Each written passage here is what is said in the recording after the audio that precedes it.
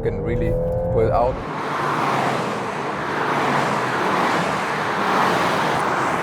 A new powerhouse estate. This is the all-new VW Golf R variant. Here from the Golf 8 generation, the estate form. And we'll take it out to the racetrack and also give you a tour, exterior and interior here on Autogefuehl with Thomas. In the front we can see the strong styling here in the lower part, contrasting high gloss black, and the daytime running light that is connected here indeed. Option, you can also get matrix LED for this new Golf 8 generation. We picked the white color here for you today. There's also this special lapis blue color, which always looks cool, but the white one a little bit more different. And this one comes with an optional performance pack, so 19-inch wheels instead of 18-inch wheels. And the performance pack also unlocks the top speed to 270 kilometers an hour or around 170 miles per hour, so 20 kilometers an hour more.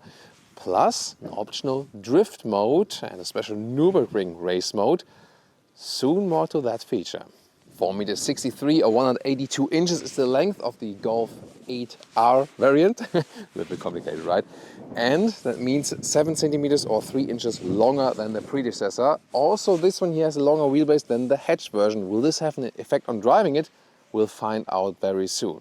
Definitely what will have a big effect, not only the DCC, adaptive suspension, it sets the damping according to the driving modes, but even more important this generation here at the rear axle, there's a torque vectoring. So the all-wheel drive goes front plus rear on demand, but here then now in this generation, there's a torque split in the rear axle, so you can send more torque to the outside wheel in the corner, and that kind of, you know, drifts, if you like, the car around a little bit more. There's also a special drift mode than available in this performance pack, so you can have, you know, a less front wheel bias attitude, even a little bit more rear wheel drive feeling. How will it play out in the variant? We'll find out with the driving part very soon. A modern tail lamp styling here in the rear end, another contrast in the lower part. Real exhaust tips, so no job for the Autogefuehl fake exhaust police.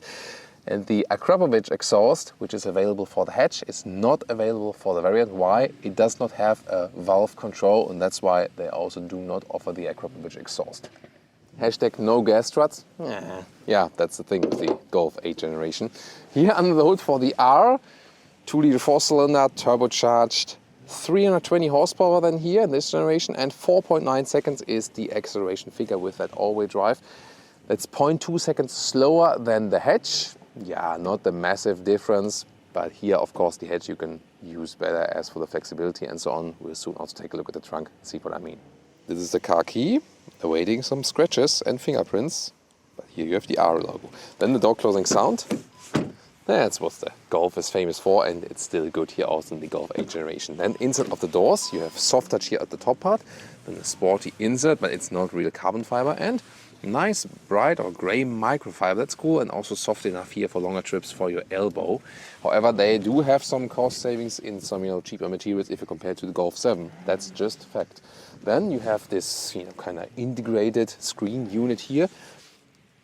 10.25 on the left side and 10-inch on the right side. We'll soon put these screens on and show you all about it. Then you have the R steering wheel with blue contrast stitches, and also this R button that you can directly jump to the R mode. They are also illuminated and look really fancy, but they're capacitive and therefore harder to control while driving. Highlight of this vehicle are the seats here with the grey microfiber once again and the stitched R logo and a fabric insert right there, so you can also keep cool when you're on the racetrack. And indeed the comfort is really, really good. So especially these sport seats. So sometimes sport seats are less comfortable. Here in this case, they even add to the comfort if you compare them to the base Golf seats. So very comfortable seating position here for a compact vehicle. 1.86 or 6'1" leaves enough headroom as well. And you can also set the steering wheel in, you know, all kinds of positions. So very nicely for a compact vehicle. Good offering of space. And here we have manual control for the front seat, but that's also fine with me. Here in the interior overview, still a clean atmosphere and also with this sporty insert. Then you can see here how it pops up the infotainment system. Soon more details to that. The climate unit, however, here is as a slider right there, or you press it like this. So it's not that easy to control. At least it's always there, but it's also not illuminated at night. That's a problem. And also the volume control right there.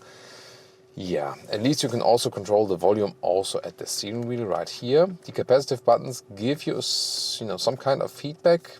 but it's not ideal. At least they're illuminated. And here the R button, that's interesting. When I press it here, you can also see what it does in the screen. So when I press it once, I can click through the driving modes. But when I press and hold it, it always directly hops to the race mode. So you can easily pick the sportiest mode. And then we also have drift and special mode. So in the drift mode, even more torque is sent to the rear wheels, and then also this, this torque vectoring effect is being enhanced, and also the front wheels are a little bit reduced, in the power, so we have more power in the rear, and also especially at the outside wheel that you can really drift the car around. This will be super interesting. Other than that, we have the shifting pedals here at the steering wheel. They're a little bit larger in general, so nice control. And yeah, not so many buttons are left. Here you have some hotkeys to get the climate menu, for example. You can also use the voice control, but it's not that sophisticated. And the driving mode selector is also here, but here in the R version, you just use it at the steering wheel. In the lower part, 2 USB-C chargers. Then you also have an inductive charging pad. It is actually underneath this area right there. Then shift by wire, DSG, dual clutch transmission, 7-speed. So that's why you can also keep it rather clean here. And then you have some cup holders. They can fold out like this. And there's another bigger one here. And this nice little red cover, very well attached. Some more space underneath. We had huge problems with the infotainment system in the very first Golf 8 reviews. Meanwhile, they have implemented an update. And you can see they have really increased the speed. It's not fast, not living up to the standards of an infotainment system how it should be in modern times, but it's way better than the very first versions. So gladly they did or changed something with this software update here. So this, trust me, it was way slower before. There's also the Apple CarPlay integration or Android Auto, wireless or with cable, you can pick that. And even more interesting, here from the normal R mode, here in the performance pack, you can then either go to the Nürburgring special mode. This has then green hell green. However, then the special drift mode, there you have to confirm, because then the ESC is on ESC Sport, not completely off. You can deactivate it completely, but ESC Sport allows, more that the car can do actually, and red mode then from the drifting mode. And this mode directly you can also do the launch control in. Digital instruments are clear to read, and this is the RPM indicators, not for the shifting, because we have 7 gears, and this is here to 8,000 RPM, just to that you're not confused. And you have different stylings here for the digital instruments, more classic styling, or for example this with a map all over the place, so that's practical to have. And you can also get a head-up display. Let's get in the rear. And since you have more wheelbase here in the variant than in the hatch, this is the clear advantage. You have more legroom, and this is also different than here in this new generation. That's the best thing about this new generation. You just have plenty of legroom here in the rear, even with 1.86 or 6.1, and headroom also no problem at all. You see the sport seats have pockets here at the back part, and you have hard pack at the inside of the doors right here. There we go, Jonas, also with some ambient lighting. But then the lower part with the grey microfiber and also the soft leatherette cover is again very comfortable. And we have the same great sport seat styling here in the rear as well, with the grey microfiber and the fabric. And the rear seating is extremely comfortable. It's really good. You have this kind of single seat setup, and it's super cozy. At the same time, it keeps you a little bit tight, like sport seats for the rear. Also, the head restraint is very soft, so I really have to say, this is probably the kind of the most comfortable way I've ever been seated in a compact vehicle. Really, I'm totally honest with you. With all pro and con points, this is really like super astonishing how comfortable it is here in the rear. Middle seating here is of course a little bit stiffer, but it also works for the dimensions. But it's more thought out to be like 4 tall adults. That's why you have this, sports single setup. 2 USB-C chargers in this rather huge middle tunnel. Of course, there's this mechanical link from front to the rear. And then we have the cup holders right there. And also a ski hatch we can control from here. Otherwise, we do fold the seats all from here, if that's, what you want. Now let's put all the head restraints down. Of course, we're going to fold this one all over the place. Oh, by the way, you've seen that? Here also a blue leatherette cover around the head restraints. So the seats, both front and rear, is really what they paid attention to that. I'm really glad they did. This really enhances the comfort on all places. So you want to take it out to the racetrack and go shopping? Yeah, that's the thing you would go for the variant then. 1,642 liters is the maximum capacity, and let's take a look here. The cover has rails at the side, so it's a clean solution like this. And here we go, sample luggage. Cabin trolley fits in a vertical way. The length here is at 1 meter or 40 inches, and the same also goes for the width. And the overall height here is 70 centimeters or 28 inches. Then underneath, sound equipment, but you could also put it, there for a spare tire. And then you can also fold the seats from here directly. And so overall, this estate here does everything right as for the flexibility. Everything has square dimensions, easy to fold, a lot of luggage space, and the overall length here is about 1 meters 80 or 71 inches. So that's also very well done.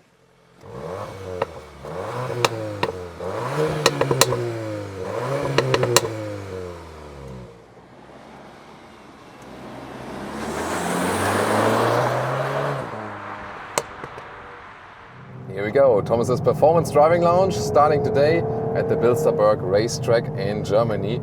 A very famous one, meanwhile, because they have collected different track passages from the world's most famous racetrack, put together here also with altitude changes and so on. And here the Golf R variant, it's giving a nice performance. And in front of us a Golf R hatch, by the way, with that Akrapovic exhaust we don't have here, but still we have a decent sound, definitely. So, what's about it? First of all, a balanced handling. This is good. Nice weight balance as well. Front to rear here, nice S chicane, hard on the throttle. Wow, it's really good acceleration. And now there's, for example, a nice dip. Here we go. Woo! Then you really get all the G-forces and so on. And the interesting thing, of course, here in this new generation is that you have this torque vectoring. And the torque vectoring means, or the torque split for the rear axle, when I'm on the gas, then more power can be sent to the outside wheel of that corner.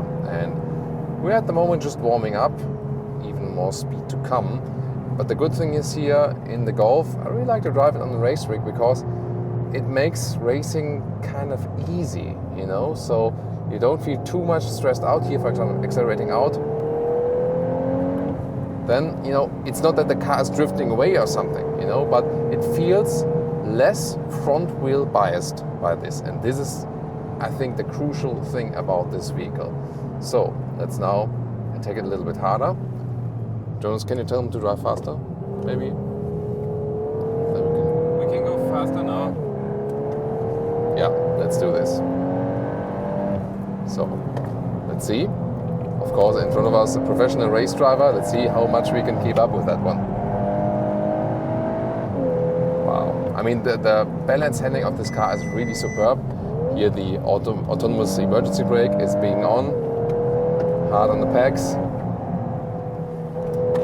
Yeah, this is in the S corners where the professional drivers can really make up time and see how quick he escapes from us. So even if you're a skilled driver and driven the racetracks, a lot of time professional drivers can still, make you look so weak. That's interesting, but I mean, it's no problem to me. So here we go, inside line, really precise also from that steering. That is really nice. So you have a very good handling over the car, also with the steering. I really love that.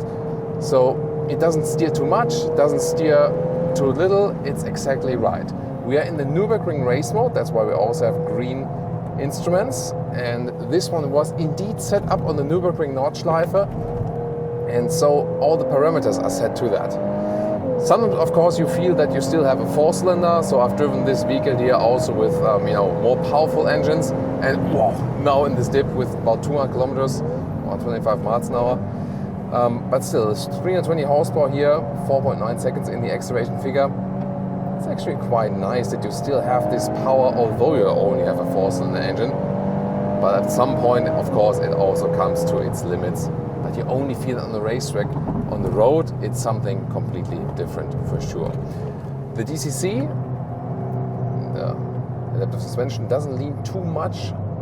So you feel that it's not like an entire race car only.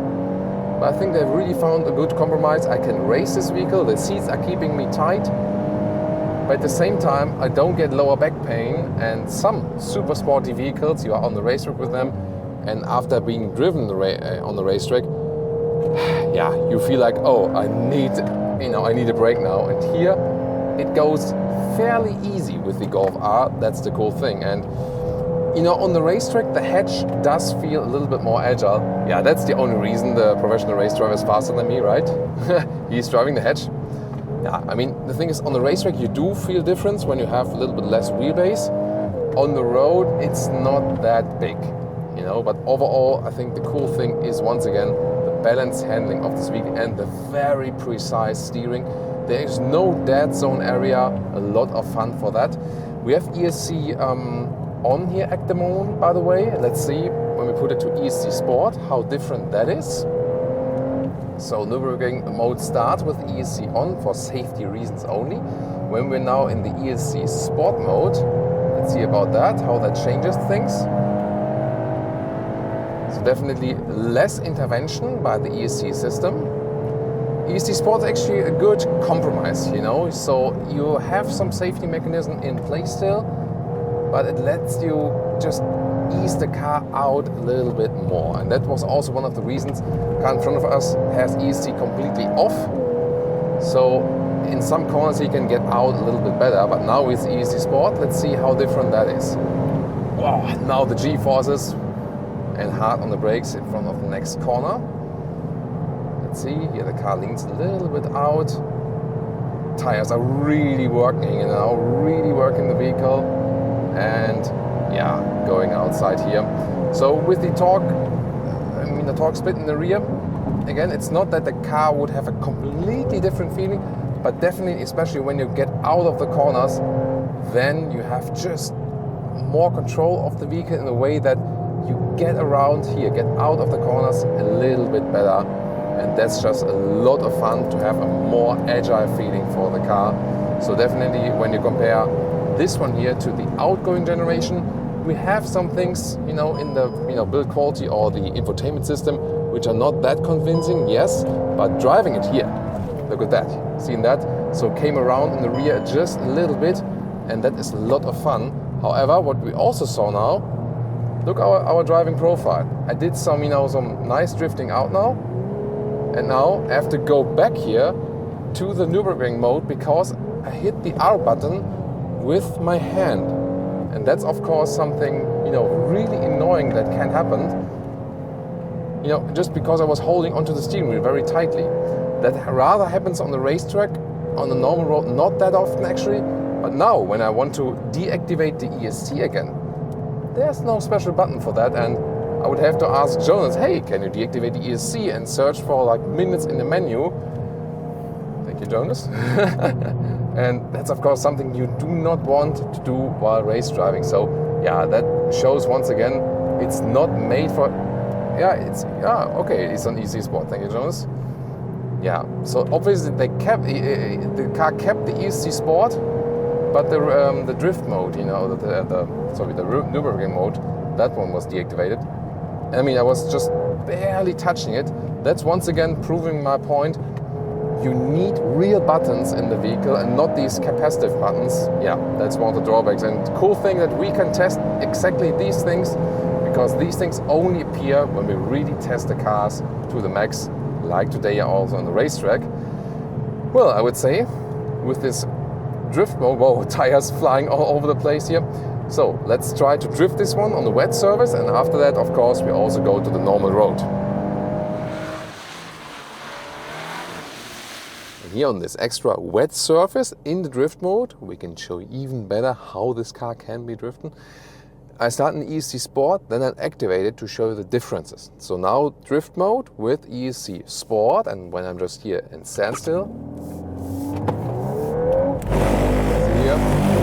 it goes around in the rear, but you heard that, braking intervention. So when you're in the ESC Sport, the brakes are still pretty active and keep you, somewhat safe, of course.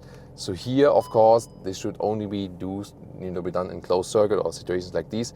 Now drift mode and ESC off, And I mean, this was ESC Sport, but still massive braking intervention.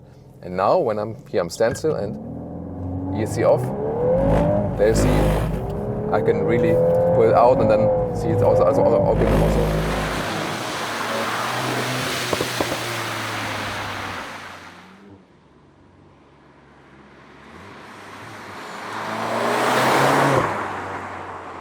And now we are literally going off the racetrack because that's the scenario most people will encounter in this vehicle. And the good thing is when you have it here on the comfort mode, then the DCC, the adaptive suspension, dynamic chassis control, also sets everything on a softer note. And so although this is the top sporty model here of the lineup, the suspension is kind of forgiving in a way that it does deliver the normal comfort for everyday driving life you need. And that's a good thing because some top sports models from different manufacturers, in the lineups, they are really, set on such a sporty tone that you do have great comfort losses in everyday driving. And that's not the case here for the Golf R.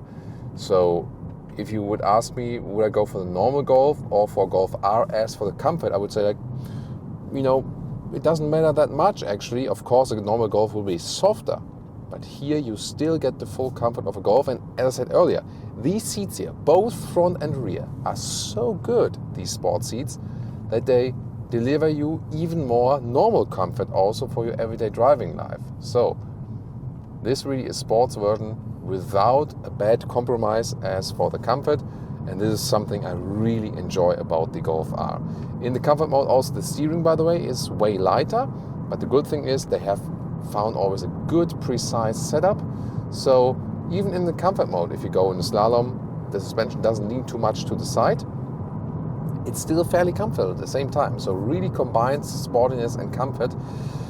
The only thing is when you are in the sportier modes, also for example in normal sport mode, yes, I like the blue background a little bit better. Then we have a little bit more feedback from the steering wheel. That's definitely good. But here, such a natural feeling. Look at how the steering angle really adapts to the corner, and that's a really good thing to have. Well, as for the longer wheelbase on the racetrack, that's something you do feel a little bit if you compare directly then, but you have to go from the variant to the hatch directly. Other than that, the wheelbase difference is not that large. It has a huge effect on the rear space there for the knees. But in normal city traffic and countryside driving and so on, this difference then is not that large actually, so it doesn't play a big effect for a normal customer, when you're driving on the road. Race mode, definitely always a nice thing to have. For example, when you accelerate out here to the street, and how stable the car remains, really nice. So there's no loss here from the steering wheel that you feel like, oh, this gets a little bit out of control or something. Plop from the exhaust. So this all-wheel drive system is very smooth as well. So the more I hit the throttle, the more torque is being sent to the rear wheels. And then once again, the torque split that here, for example, in this case, left bend and accelerate out, I have a little bit more torque on the right wheel, but it's not getting out of control or something. Still very well controllable, this vehicle. This is one of the best things. I love to drive the Golf also on the racetrack, but both also on the street, because it feels so calm and collected. It is fast, it is quick, always also when you're here on the countryside road, reducing the speed, no one behind us. And in the race mode here, a little bit lower from the gears, but here hit the throttle and also when I look over to Jones here, like yeah, but Jonas is, he can withstand everything I've ever done to him on any racetrack on this world. I wonder how he does that. How do you do it? I don't know. I know, it's the only thing I can say. It's like, so, he's the Marvel Thor, So, yeah, that's the thing about Jonas. Always great to have him here, and also called the Iron Stomach. So, back to our city driving part here. You can even drive it in the sport mode, and it is fairly comfortable here on the road. That's a cool thing to have. Roundabout visibility is better than in the hatch, definitely, and to all the sides, very good, definitely. You can also set the cruise control here, So you have to activate it first, then set it here, and then you can plus minus in 1 steps, or a little bit harder press to 10 kilometer steps. Not the practical thing to have, because, well, you have to find it out. And once again, this happening, I'm still looking at these buttons, you know. Yes, you get along with that a little bit better after a while, but still, real buttons better. Travel assist now activate means I have also lane keeping assist, and now see, I'm not actively steering, I'm holding on to the steering wheel, capacitive function, and you see here very smooth how the car is being kept in the lane. So the assistance systems, they work very well. You also have an integrated blind spot monitor in the side mirrors. But gladly today we are here in this rural area where we don't have so much traffic, but it would appear in the side mirror there. So everything assistance systems wise, this is really very well done. And I mean, the best thing about this vehicle is that it's so well usable in your everyday driving life. It delivers so much comfort. It is so well balanced in accelerating out. Benny Leuchter, you know, or a friend for a long time here and has accompanied us over so many events. He's testing and setting these cars up, also on Nürburgring Nordschleife as a professional racing driver. He has also done a phenomenal job that you can really have this balance both on the racetrack and on normal road. So this is probably the most astonishing thing they achieved here with this vehicle. And yeah, the chassis, the hardware, the handling, how the car is also balanced from front to rear axle, this is just absolutely perfect. So much fun both on the racetrack and also on the road. Yeah, that is something really, really very well done. Also, as for the shifting, of course, in the sports modes, it's a little bit more notable how you shift. In the comfort mode, very smooth transitions from this DSG and so on. Yeah. Once again, it's such a pity that the infotainment system is still so bad. Yes, faster now with the updates, but you've seen it earlier with some things that always pop up. Because when this car here would have a great infotainment system, like an Android-based one or whatever, you know, or the one we see in a Tesla, then it would be the perfect compact racing hatch. Most of the time, use the Apple CarPlay and Auto and hope everything is working. This is really something that does, you know, annoy you, definitely, you know, but leaving the infotainment system aside, hardly ever was it so racy in a compact estate, and at the same time so comfortable on all seats. That's definitely a great thing about this vehicle. Of course, we always have a review of the hatch available for you, Golf 8R hatch. You can check it out right here. And maybe also one of the competitors that will also be very interesting to see at these videos.